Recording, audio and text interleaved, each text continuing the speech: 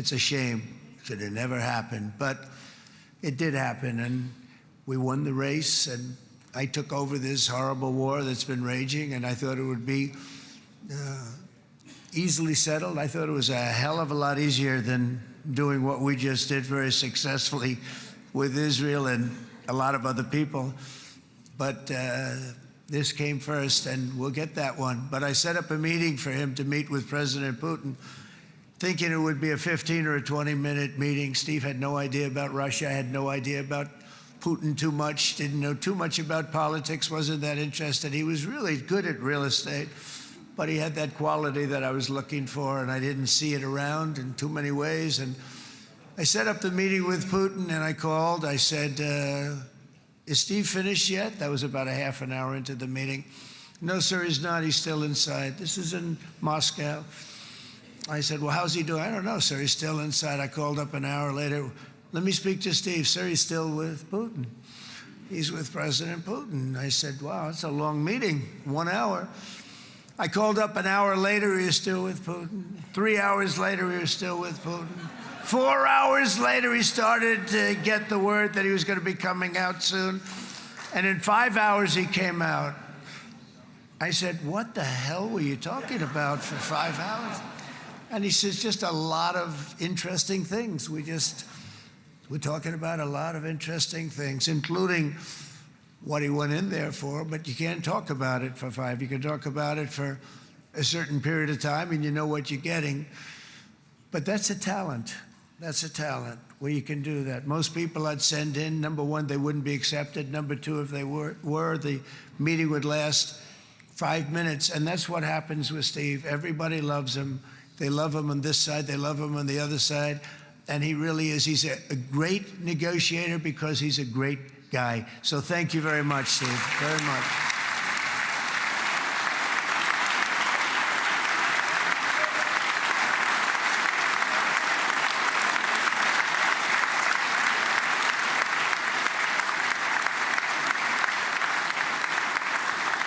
And let me also give a very special thanks to someone who truly loves Israel. In fact, loves it so much that my daughter converted.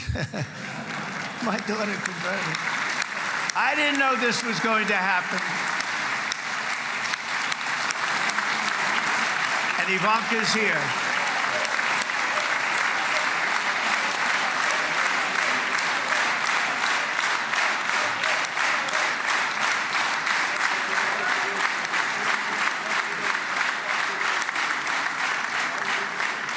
And Bibi, you do know this was not in the cards for me. You understand that.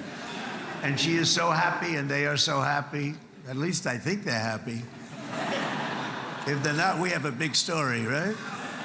No, they have a great marriage, and they get along great. They're best friends. They have a very special relationship. But Jared has been so helpful. He really did something very special.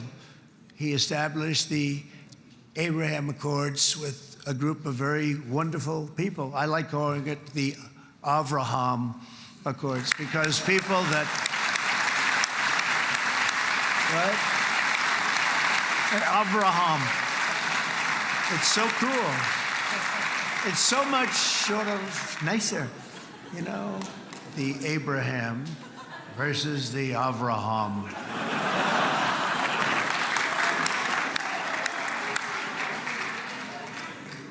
I just don't want to sound too sanctimonious when I do it, so, you know, I sort of split it up. This way we keep everybody happy.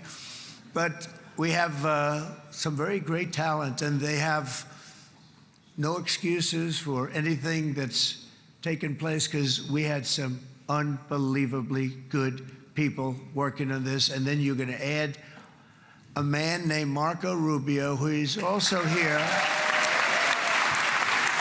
That's right.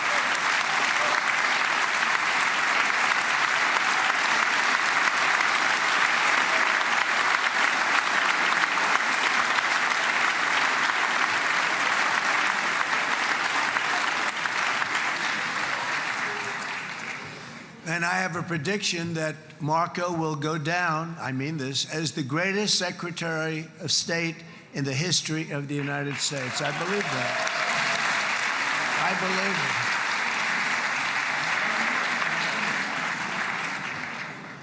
believe it. And he and I, you know, we really fought it out. You remember, he was tough. He was nasty. Who the hell thought this was going to happen, Marco, right? And now I'm saying he's going to go down as the greatest. He will. He was always smart and sharp, and people respect him. And then we have somebody who's young, but an unbelievable leader. I saw it a long time ago, and he's turned out to be even better than we thought. Right, Susie? I think even better. And that's Pete Hegseth, who is our Secretary of War, formerly Secretary of Defense.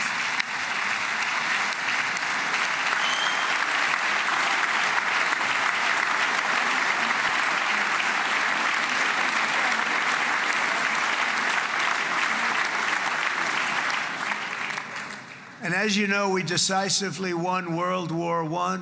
We decisively won World War II decisively. And everything in between and everything before it, we won everything. And then they had the brilliant idea of changing the name from war, you know, it was war, to defense. And with that went a certain thinking. And we fought in a very politically correct way after that. We always had the strongest military, and now we have a stronger military than we've ever had before. Because of my first term, I've totally rebuilt the military, every aspect of it. But we have, if you think, we settled 8 wars in 8 months. I'm now including this one, by the way, if that's okay. They may say, well, that was quick. Because yesterday I was saying 7, but now I can say 8. The hostages are back. The hostages are back.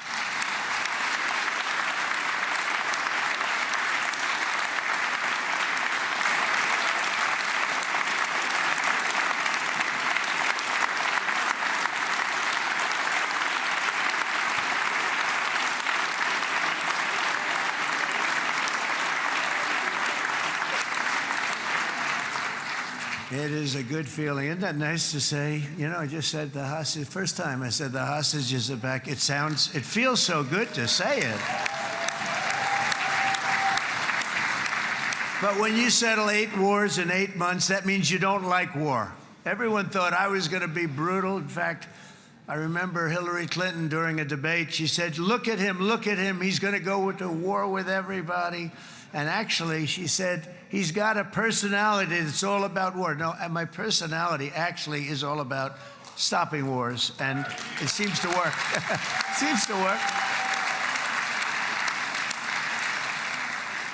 But it also means this name change and our attitude that we're not going to go into a war, but if we do, we're going to win that war like nobody has ever won a war before. We will not be politically correct, but we're not going to be there. And I think, you know, as you mentioned, Bibi, before, peace through strength, and that's what it's all about. The United States has the greatest and most powerful military in the, right now, history of the world. I can tell you we have weapons that nobody's ever dreamt of. I only hope we never have to use them. I rebuilt the military. I was proud to do it, but some of the things I hated to do. I hated certain of the weapons because the level of power is so enormous. It's so dangerous, so bad. But we have to do what we have to do. We make the best weapons in the world, and we've got a lot of them. And we've given a lot to Israel, frankly. And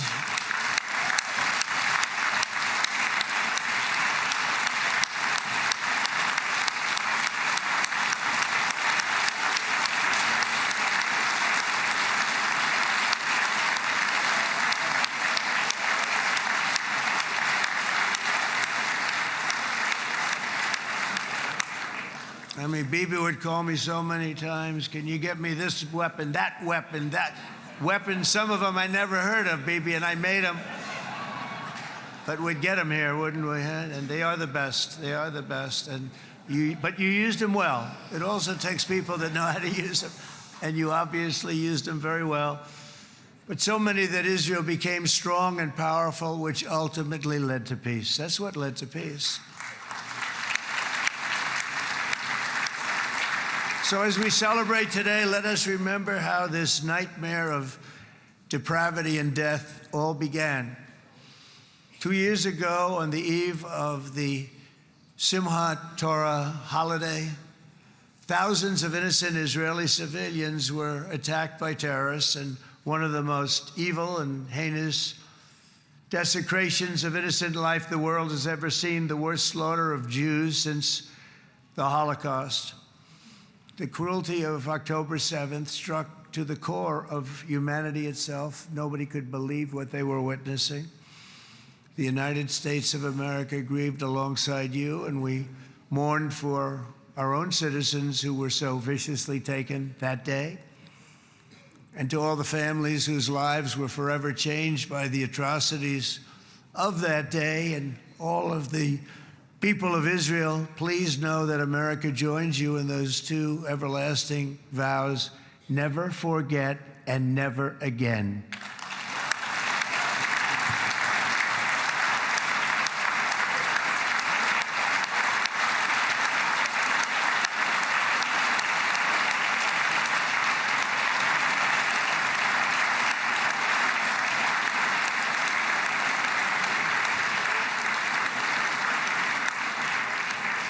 From October 7th until this week, Israel has been a nation at war, enduring burdens that only a proud and faithful people could withstand. It was a very tough period of time.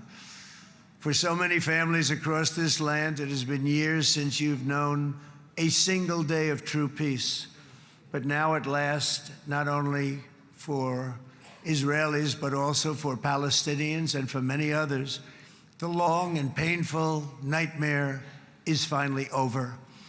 And as the dust settles, the smoke fades, the debris is removed, and the ashes cleaned from the air, the day that breaks on a region transformed, and a beautiful and much brighter future appears suddenly within your reach. This is now a very exciting time for Israel and for the entire Middle East, because all across the Middle East, the forces of chaos, terror, and ruin that have plagued the region for decades now stand weakened, isolated, and totally defeated. A new coalition of proud and responsible nations is emerging, and because of us, the enemies of all civilization are in retreat. Thanks to the bravery and incredible skill of the Israeli Defense Forces and Operation Rising Lion,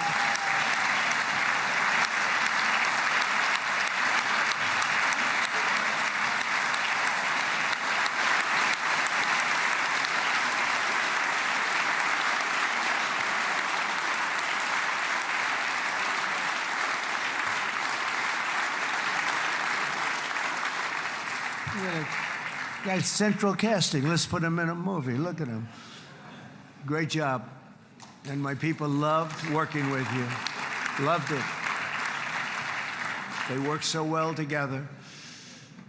But many of Iran's top terrorists, including nuclear scientists and commanders, have been extinguished from this earth. And with Operation Midnight Hammer, boy, that's a great name for that, what we did last June. The United States military flew 7 of those beautiful B-2 bombers. They look so beautiful all of a sudden. They were always, I thought they were pretty planes. I had no idea they could do what they did. In fact, we just ordered 28 more of them. A little updated version. We ordered a whole pile of them. And almost 100 other planes went with them, including fighter jets. And we had 52 tankers, big, beautiful, brand new tankers that were loading them up 4 or 5 times. They've traveled 37 hours back and forth, think of that. But we had tankers all over the sky for all the other planes. We had the F-22s, the F-35s, F-16s. We had a hell of a lot of planes.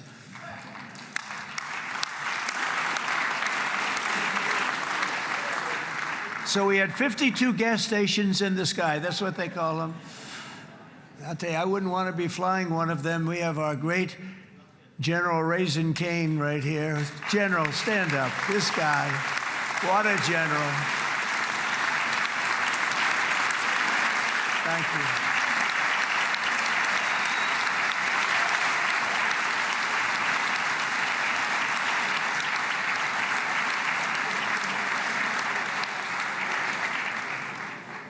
I asked General Cain, I said, you know, we're having problems with ISIS, and I was in Washington, and I asked, how long would it take to defeat ISIS? And my Washington generals told me, 3, 4, maybe 5 years, sir. I said, I don't get it. We got the best equipment in the world. Why? So I flew to Iraq, and I met with a man named Cain. He said, what's your first name? He said, they call me Raisin, sir. I said, wait a minute, your name is Raisin Cain? I've been looking for you for a long time. You gotta be kidding. So they told me 3, 4, 5 years to defeat ISIS. And I sit down with him and I say, why is it? I flew there in the dark of night. I landed, I'll never forget it. It was quite a trip. I'm glad I made it because I met him.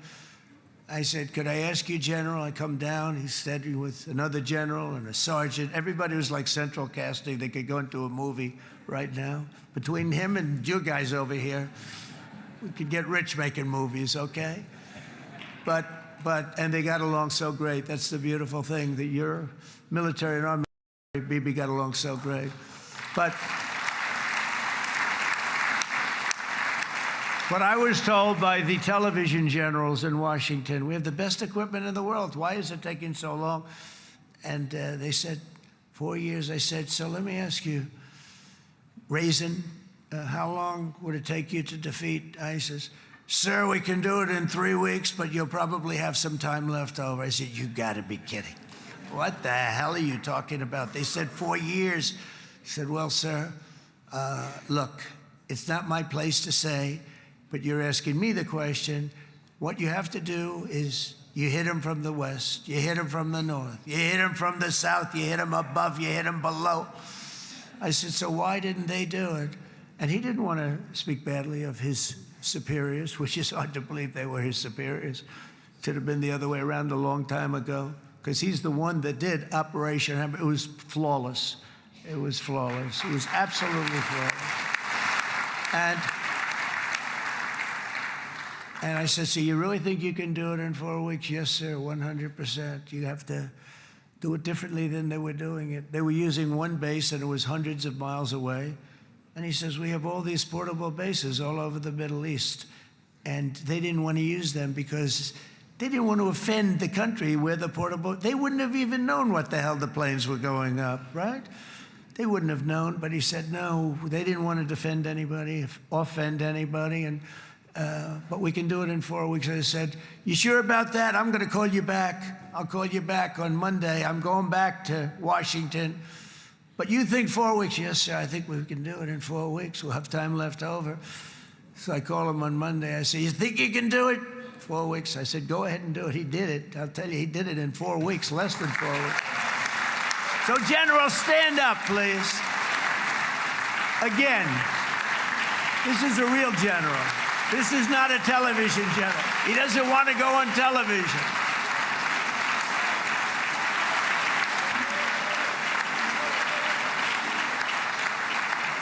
He doesn't want to go on television. I said the other guys love being on television. So we dropped 14 bombs on Iran's key nuclear facilities, totally, as I said originally, obliterating them.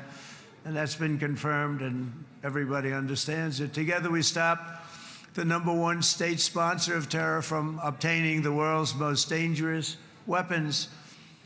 And if you think about it, if we didn't do that, and assuming we made the same deal that we have today, there'd be a dark cloud over this deal. And #1, it wouldn't happen because the other Arab and Muslim nations really wouldn't feel comfortable making the deal that we have now, right? if Iran had that nuclear weapon that they were about 2 months away from having. They would have had it in 2 months or maybe less than that. They were right at, this was our last shot. They looked at it for 22 years. This was our last shot. The pilots told me that. They said, 22 years, sir. They looked at it. Our predecessors looked, they studied it. 3 times a year would do drills on that exact attack. And boy, did they get it right. But let's assume they didn't, and let's assume there was large-scale nuclear weapons in the hands of Iran. We couldn't be here today. Even if we signed the deal, which we couldn't do because a lot of people would not want to have anything. We took a big cloud off of the Middle East and off of Israel.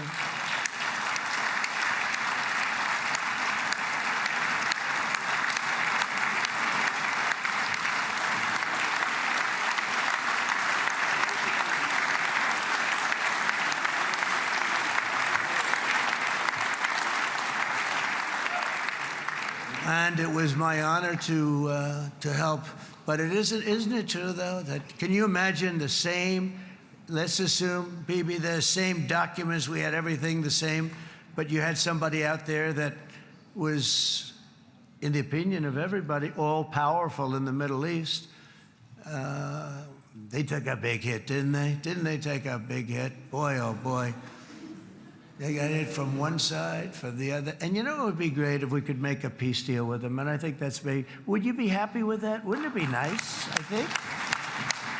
Because I think they want to. I think they're tired. Somebody said, sir, they're starting their nuclear program again. I said, let me tell you something. They're not starting anything. They want to survive. The last thing they want to do is start digging holes again in mountains that just got blown up and start. They're not doing it. They want to survive, okay? But I think we have a chance. Steve, you, and I think Jared, come on, I'll call you back for another one. We always bring Jared when we want to get that deal closed. We bring Jared, but Steve, you and Jared and the General and Pete and Marco, you'll get that deal done easy. I think that'll be easy. But first we have to get Russia done. We got to get that one done. If you don't mind, Steve, let's focus on Russia first, all right? We'll get it done. In Lebanon, the dagger of Hezbollah, long aimed at Israel's throat, has been totally shattered. My administration is actively supporting the new president of Lebanon in his mission to permanently disarm Hezbollah's terror brigades. He's doing very well. And build a thriving state at peace with its neighbors. And you're very much in favor of that, I know. And it's good things are happening there, really good things. And with this week's ceasefire, we've achieved the most challenging breakthrough of them all. The most challenging breakthrough maybe ever. I mean, I've never seen anything like. I've been involved in a lot of success. I have never seen anything like what's going on today all over the world. People are dancing in the streets, not just in Israel. They're dancing in the streets of countries that would have never danced in the street about what's happening today. They're dancing in those streets. So this long and difficult war has now ended. You know, some people say 3,000 years, some people say 500 years, whatever it is. It's the granddaddy of them all. And in an unprecedented achievement, virtually the entire region has endorsed the plan that Gaza will be immediately demilitarized, that Hamas will be disarmed, and Israel's security will no longer be threatened in any way, shape, or form.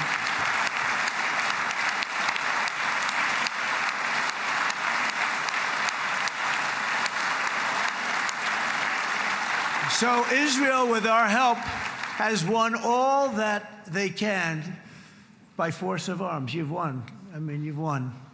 Now it's time to translate these victories against terrorists on the battlefield into the ultimate prize of peace and prosperity for the entire Middle East. It's about time you were able to enjoy the fruits of your labor. Mr. Opposition Leader. I said he's a very nice opposition leader. I think, no, he's a nice man. Bibi, he's a nice man.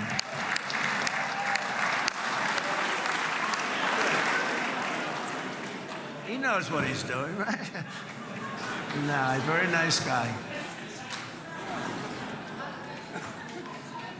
Well, see, now you can be a little bit nicer, Bibi, because you're not at war anymore, Bibi.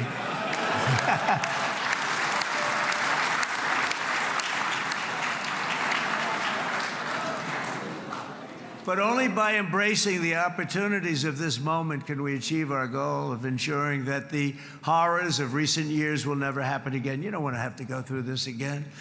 8 years ago, I came to this region on a very special first trip abroad as the President of the United States. I came here very early at your request. I addressed the leaders of the Arab and Muslim world gathered in Saudi Arabia and said that it was time to build a future free of the grip of extremism and terror. And interestingly, right now, as soon as I'm finished, I'm quite late. You've kept me quite late between opposition leaders and Bibi's brilliant but very long speech. I thought I was going to run up here, make a speech, and then head to Egypt. It didn't work out, though. And you made a pretty long one, too, Sarah.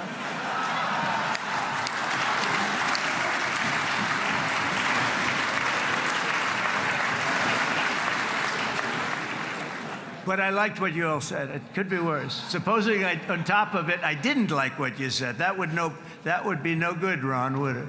Ron, you did a great job, by the way, Ron.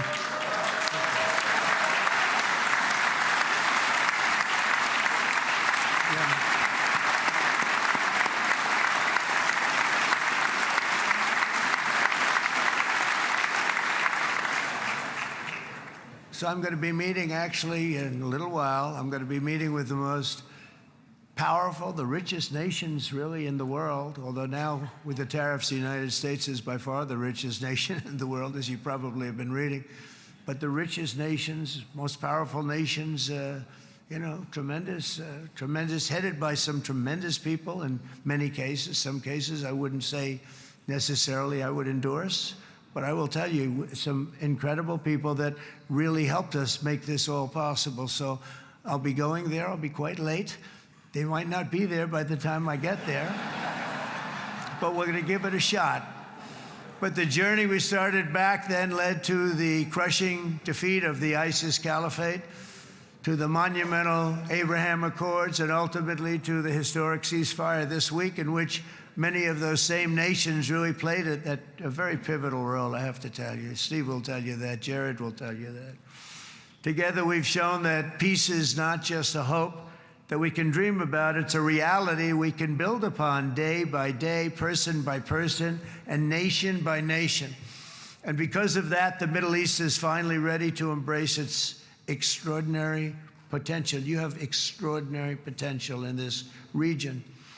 It should now be clear to everyone throughout the region that decades of fomenting terrorism and extremism, jihadism and anti-Semitism have not worked. They haven't worked. They've been a disaster. They've just killed. They've killed. They've backfired completely and totally. They've just totally backfired. Everything that you thought, take it worst case, it's turned out to be worse than that. They have not worked. From Gaza to Iran, those bitter hatreds have delivered nothing but misery, suffering, failure, and death. They've served not to weaken Israel, but to annihilate the very forces that did the most to foment this hatred. And it's really, I mean, everybody that's tried it has become irrelevant. Meanwhile, we've seen those nations that set aside their differences, reached across ancient divides, and pursued engagement are now among the most successful in the region. They're getting along with Israel, and they're doing great. And I can tell you the 4 nations that joined the Abraham Accords early on, and you'd all be doing me a favor, and I'm going to be saying this in a little while to some other friends, would love you all to, is this right, Jared? Join up in the Abraham Accords. We have to join up and get together. You can have that whole thing filled out. We had a very weak administration, worst president in the history of our country by far. And Barack Obama was not far behind, by the way.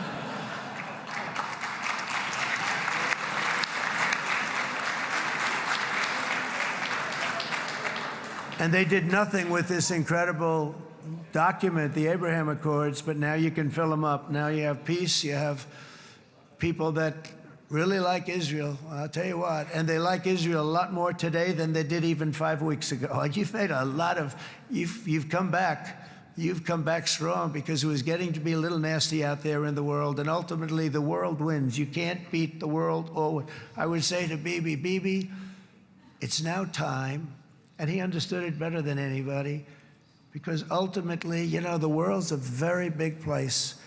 And I've said a lot. I said, this piece of land is very small. It's unbelievable what you've done with that tiny, you look at a map even of just, not the world, the Middle East, and you have this little dot. And think of what you've done. It's incredible. It's incredible.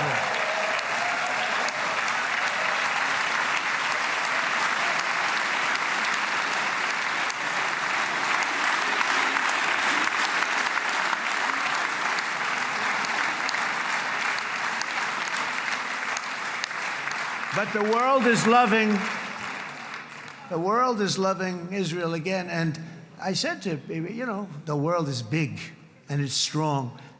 And Ron, ultimately, the world wins. And we don't have to worry about that now. But there was getting to be a period of time over the last few months, you know, the world wanted peace and Israel wanted peace. Everybody did. Everybody did. And what a victory it's been, right? What a victory it's been. If you would have gone on for 3, 4 more years, keep fighting, it was getting bad. It was getting heated. The timing of this is brilliant. And I said, Bibi, you're going to be remembered for this far more than if you kept this thing going, kill. It would be it would not be the same. And I just want to congratulate you for having the courage to say, that's it, we've won. And now let's enjoy our lives and let's rebuild Israel and make it stronger and bigger and better than it's ever been before. We're going to do that. Took a lot of guts.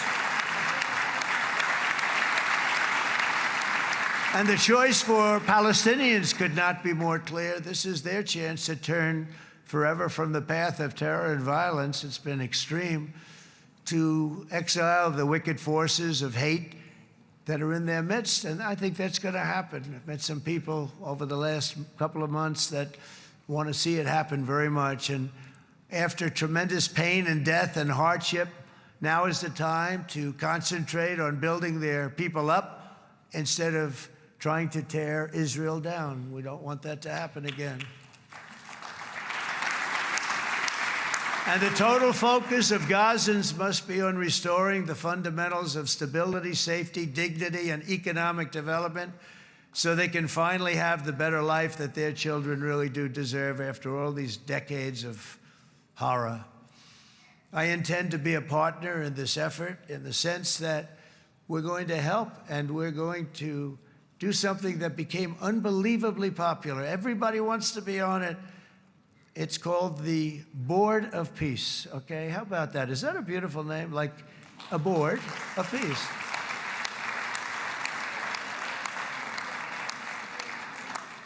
The only bad thing from my standpoint, every single nation involved has asked me to be the chair, and I'll tell you, I'm very busy.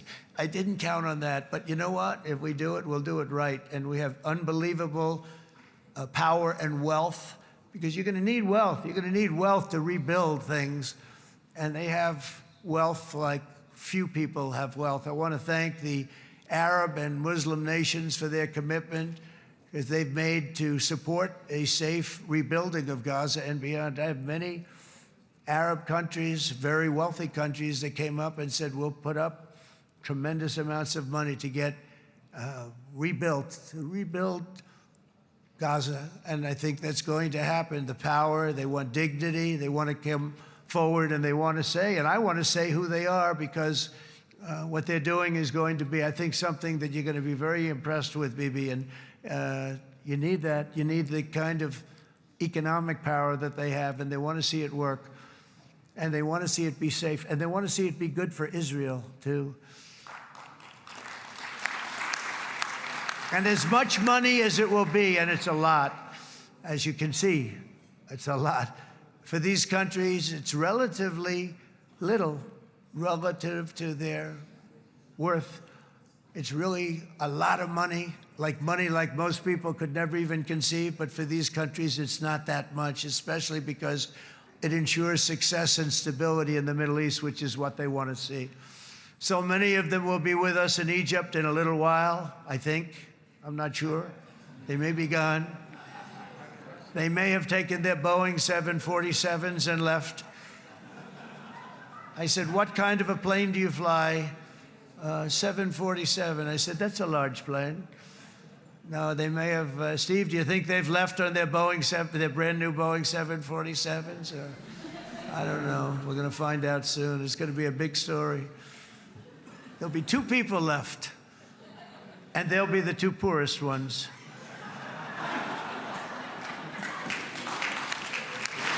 But it will be the wealthiest and most powerful group of nations. So the group that we have assembled, that's waiting for us, is the wealthiest and most powerful group ever assembled at one time. There has never been a group like this. And they're only looking for good. They want good. They're going to do good. And as those commitments are made, I'm going to let the world know who's doing it, because they really deserve to get the credit. And some of them probably won't want the credit, but they deserve it. It's more obvious than ever that the productive and responsible nations of this region should not be enemies or adversaries. You should be partners and eventually even friends, and that's what's going to happen. I know it. Together you can stand against the forces of chaos. Yeah, you go ahead. That's an important point.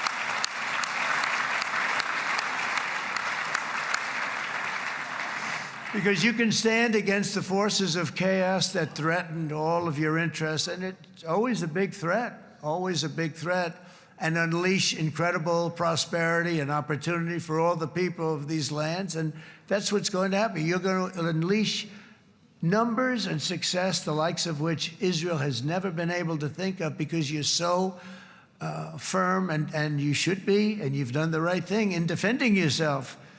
You're not going to have to worry so much about it. You've won, and now you can build, and you can do things that you never even thought possible. When you put that genius into doing something else, it's going to be something it's going to be a miracle. The miracle in the desert, it's going to be amazing. And it already is in a true sense.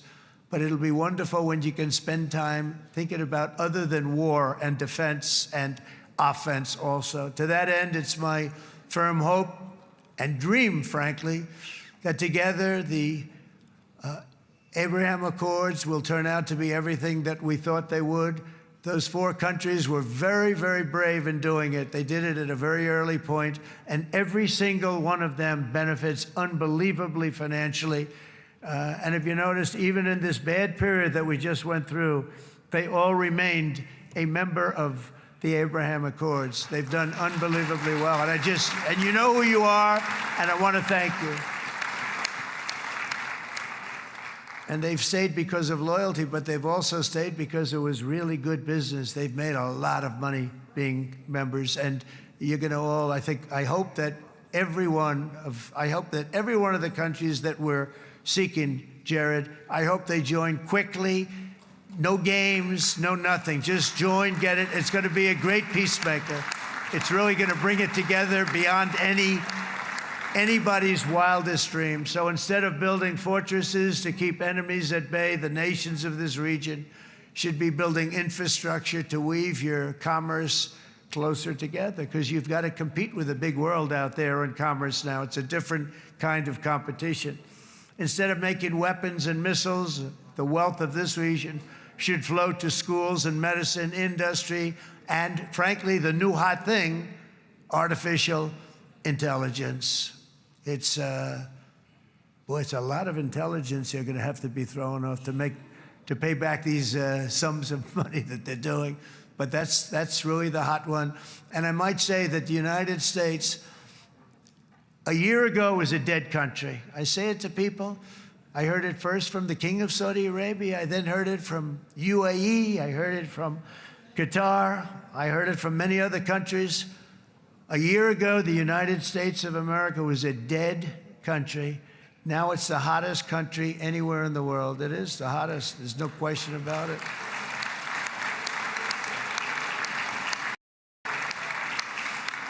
In fact, if you go back a year ago, before the election, although once we had November 5th, we became hot because people got it.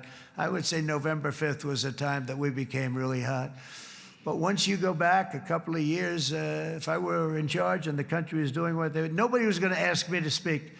Nobody asked Joe Biden to come up and speak, I guarantee you that. And if they did, he would have turned them down, I promise you.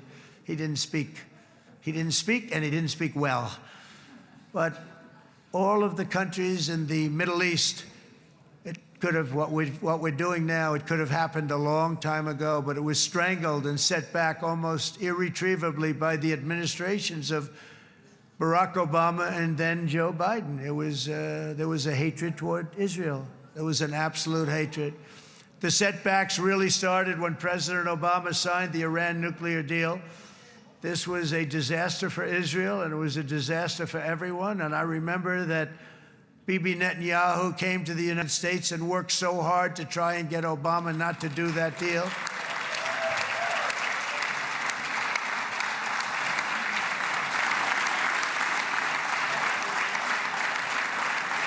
He worked so hard. But it was like talking to a wall. I remember him telling me it was like talking to a wall. They wanted to go with Iran. They chose Iran, frankly, over a lot of other good nations, but specifically Israel. And that was the beginning of a very bad period of time. You had Obama go out, and the Iran nuclear deal turned out to be a disaster. And by the way, I terminated the Iran nuclear deal, and I was very proud to do it.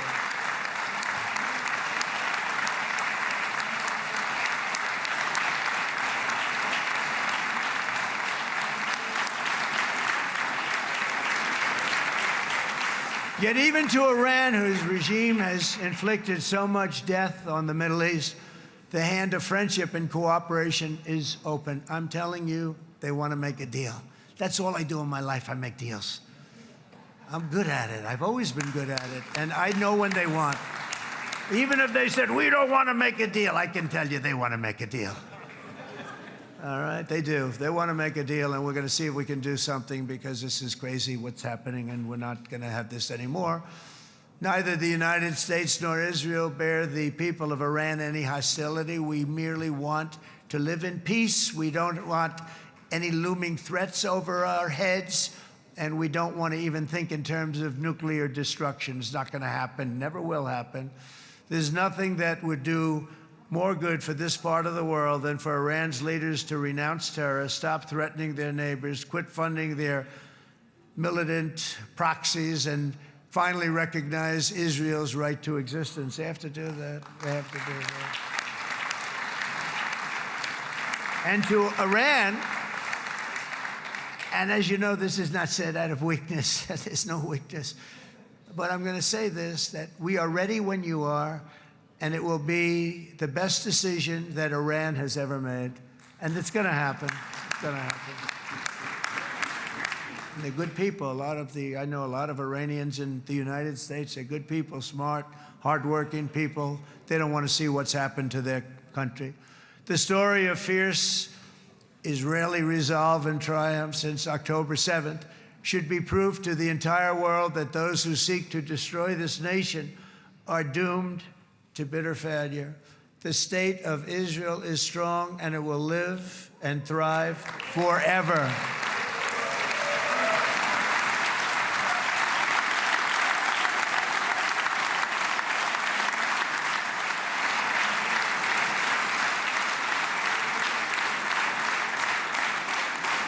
And that is why Israel will always remain a vital ally of the United States of America.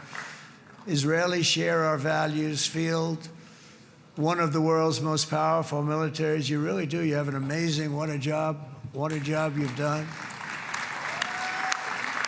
And have one of the most innovative economies on earth. Those are just a few of the reasons why I'm proud to be the best friend that Israel has ever had. And they all say it in the White House. They all say it. I guess it's true because everybody says it, baby. You said it today. Thank you. But as president, I terminated the disastrous Iran nuclear deal, and ultimately I terminated Iran's nuclear program with things called B-2 bombers. It was swift, and it was accurate, and it was a military beauty.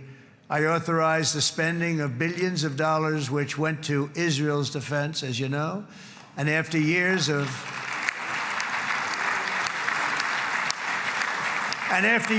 broken promises from many other American presidents, you know that, they kept promising. I never understood it until I got there. There was a lot of pressure put on these presidents. It was put on me too, but I didn't yield to the pressure. But every president for decades said, we're going to do it. The difference is I kept my promise and officially recognized the capital of Israel and moved the American embassy to Jerusalem.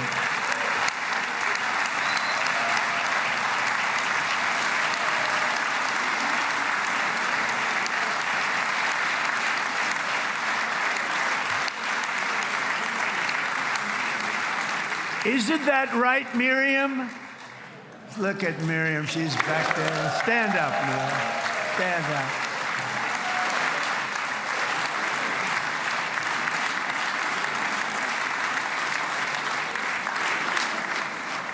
Miriam and Sheldon would come into the office. They'd call me. He'd call me. I think they had more trips to the White House than anybody else I can think of. Look at her sitting there so innocently. She's got $60 billion in the bank, $60 billion. And I think she's saying no more. And she loves Israel, but she loves it, and they would come in, and her husband was a very aggressive man, but I loved him. He was a very aggressive, very supportive of me. And he'd call up, can I come over and see you? I say, Sheldon, I'm the president of the United States. It doesn't work that way. He'd come in, we would do. But they were very responsible for so much, including getting me thinking about Golan Heights, which is probably one of the greatest things to ever happen to Israel.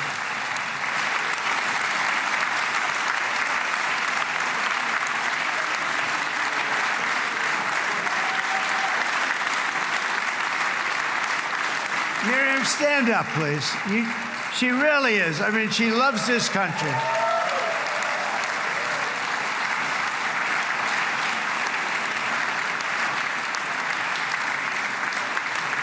She loves this country. Her and her husband are so incredible. We miss him so dearly. But I actually asked her, I'm going to get her in trouble with this, but I actually asked her once, I said, so Miriam, I know you love Israel. What do you love more, the United States or Israel? She refused to answer. That might mean Israel, I must say. We love you. Thank you, darling, for being here. That's a great honor. Great honor. She's a wonderful woman. She is a great woman. I've always stood for the people of this community, and I always will. I'll always be with you. I'm always going to be with you. I guess maybe something could happen to change my mind. Somebody that's really stupid gets into office and wants to do really bad things, but that's about it. We don't think we're going to have that happen. I hope we're not going to have that happen. And this man is a good man right here. These two men are good men right here.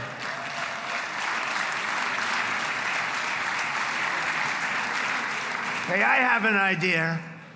Mr. President, why don't you give him a pardon? Give him a pardon. Come on.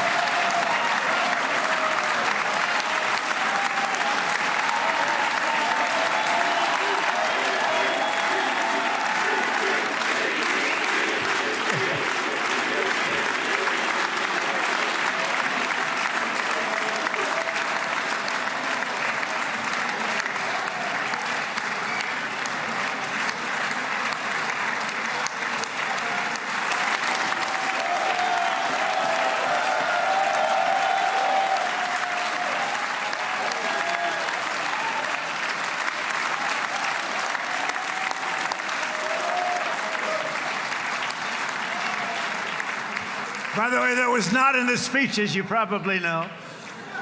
But I happen to like this gentleman right over here, and it just seems to make so much sense. You know, whether we like it or not, this has been one of the greatest wartime presidents. This has been one of the greatest wartime presidents. And cigars and champagne, who the hell cares about that?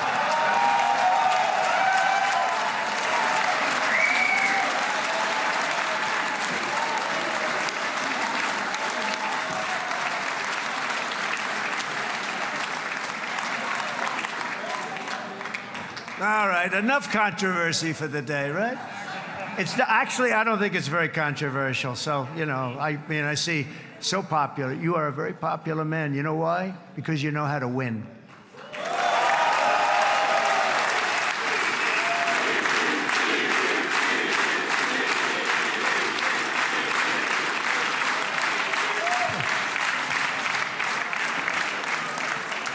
Over the past 2 years, I've met many of the families of the Israelis taken hostage and those that were taken hostage. Unbelievable. I've looked into their eyes. I've seen the worst nightmares of their suffering, but I've also seen something else, the beautiful love of the people, the love of people, frankly, that hold things together, the love that gives you the courage to carry on through thousands of years of persecution and repression and to emerge with the heart of David. It's the heart of David. It's that love that's defeated the enemies of civilization, built this incredible country and this unbelievable economy, and forged one of the great democracies of the world. That is why it's a true honor to stand here today and address this assembly in your ancient and eternal now capital, Jerusalem. I'm proud to have helped in that regard. This city and this nation stand as living proof that a much brighter future for this entire region is truly within our grasp. For thousands of years, Jerusalem has been a home to Christians, Jews, Muslims, and people of all ethnicities and creeds. This is the holy center of the world's three great Abrahamic faiths. I like that too. Adorned, it's the first time I've seen that word in a while. Adorned with their sacred sites and alive with their pilgrims and visitors from every corner of the globe.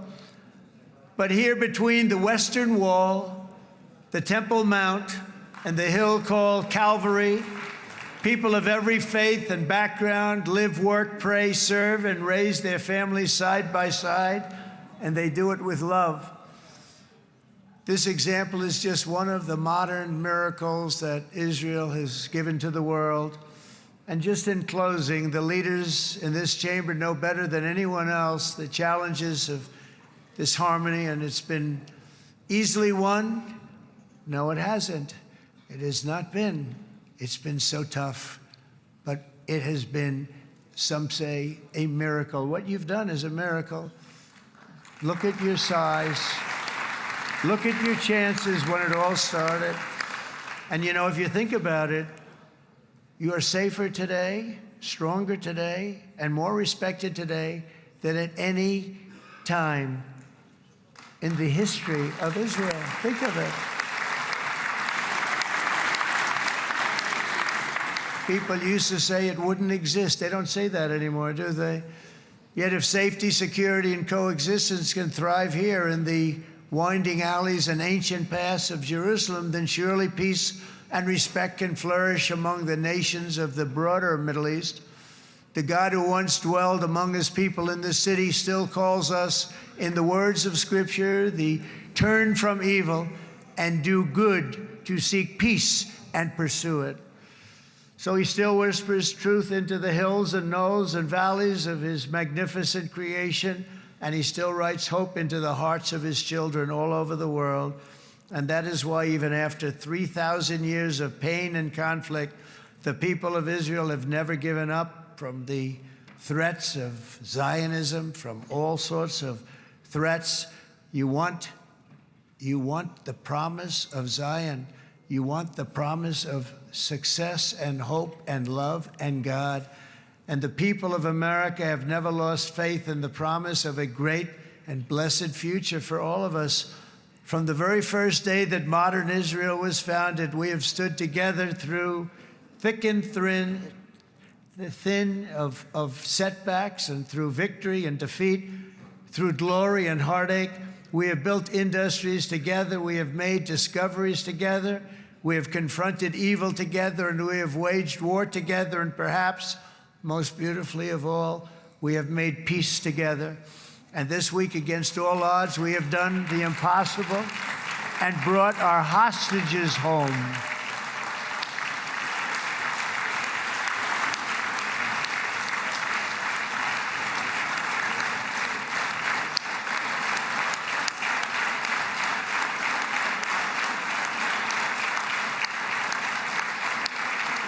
So now we're going to forge a future that is worthy of our heritage. We're going to build a legacy that all the people of this region can be proud of. New bonds of friendship, cooperation, and commerce will join Tel Aviv to Dubai, Haifa to Beirut, Jerusalem to Damascus, and from Israel to Egypt, from Saudi Arabia to Qatar, from India to Pakistan, from Indonesia to Iraq, from Syria to Bahrain, Turkey to Jordan, the United Arab Emirates to Oman, and Armenia to Azerbaijan, another war that I just settled. We are going to have hope, harmony, opportunity, and happiness here in the spiritual and geographic center of the entire world. That's what you are. Israel, America, and all of the nations of the Middle East will soon be safer, stronger, greater, and more prosperous than ever before.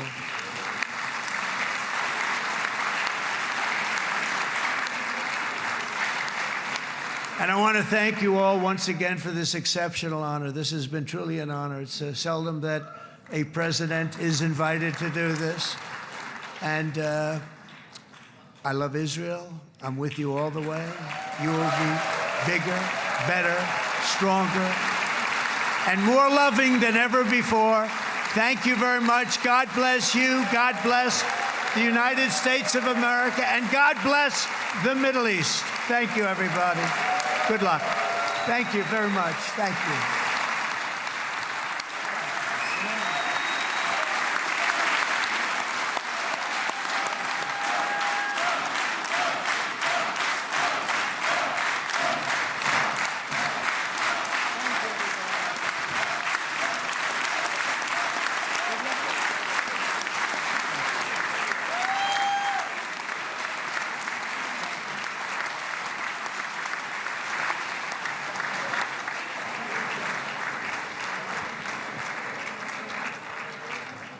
אני מודה לנשיא ארצות הברית של אמריקה על דבריו.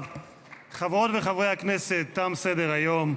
הישיבה הבאה תתקיים ביום שני, כ"ח בתשרי התשפ"ו, 20 באוקטובר 2025 בשעה 16:00.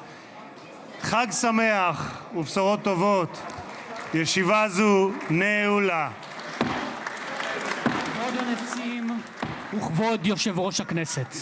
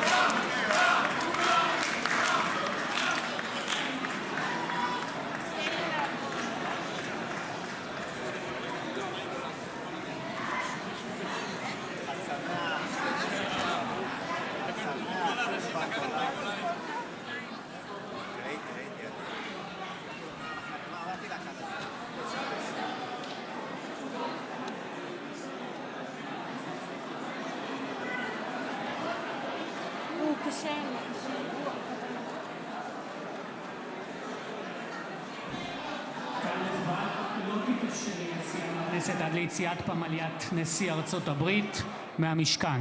תודה.